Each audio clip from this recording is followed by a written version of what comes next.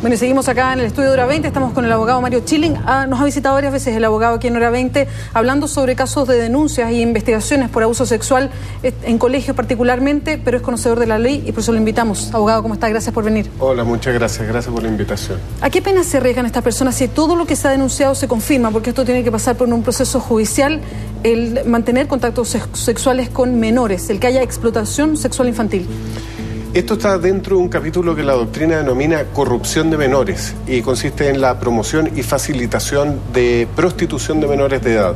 Las penas son bastante severas si hay habitualidad y se llega a comprobar esto.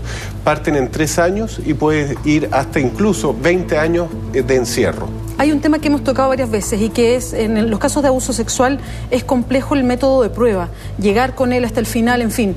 En estos casos pasa lo mismo, es difícil probarlo. Por lo que entendemos ayer, casi fue infragante en el caso de varios de ellos que estaban en ese momento al interior de la casa que ejercía como prostíbulo. Pero será un proceso complejo. En todos los delitos sexuales, la prueba se somete a algo que se llama la sana crítica.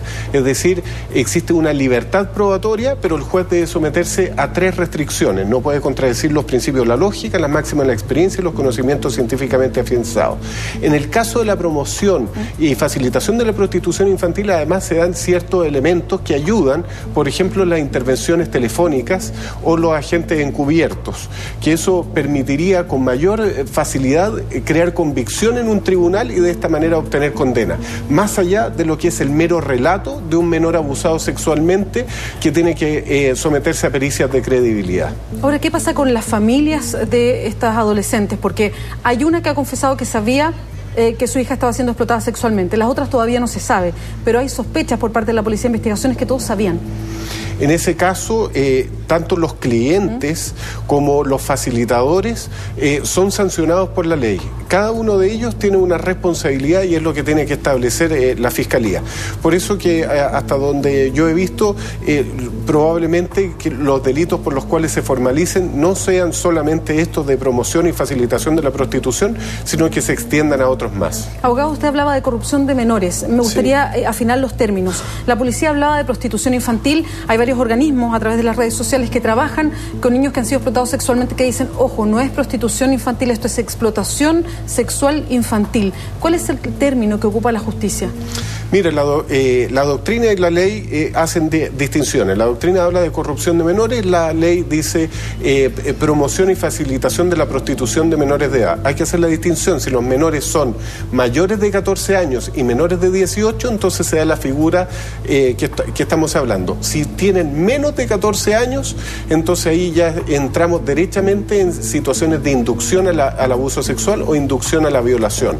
Y en el caso de los clientes, violación impropia propiamente tal. Por eso que son varias las distinciones técnicas de estos delitos sexuales y las penas, por supuesto, que son diferentes en cada uno de los casos. Ahora, en estos casos que son bien distintos a los que hemos abordado otras veces, cuando usted presenta acá, hay casos que ha representado donde hay abuso sexual de niños, bueno, las familias los apoyan, están con ellos.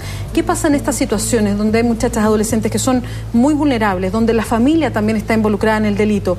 El Servicio Nacional de Menores hoy día tiene la capacidad para brindarles toda la protección, para brindarles el cuidado, además la terapia que puedan necesitar después de pasar por esta experiencia.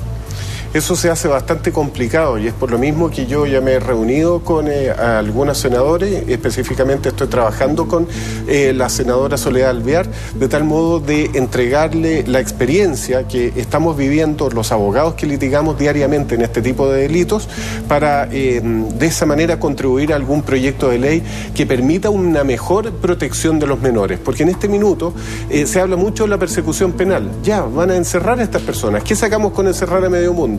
Está bien, yo persigo eso, pero ¿qué pasa con el menor de edad? Y usted está preguntando algo que es muy cierto. ¿Qué pasa con ese menor de edad? ¿Qué pasa con la protección de ese niño? Si la protección es lo primero, entonces también tenemos que velar por la protección y hoy sabemos que los organismos estatales no cumplen con la rigurosidad que necesitamos para que sean debidamente protegidos. Ahora, por el detalle que entrega la Policía de Investigaciones de lo que está en curso, está en marcha recién la formalización, señalan que de estas adolescentes hay 2 que habrían cumplido la mayoría de edad antes de que se tomaran los detenidos. Recordemos que esta es una investigación que viene de hace aproximadamente 5 meses.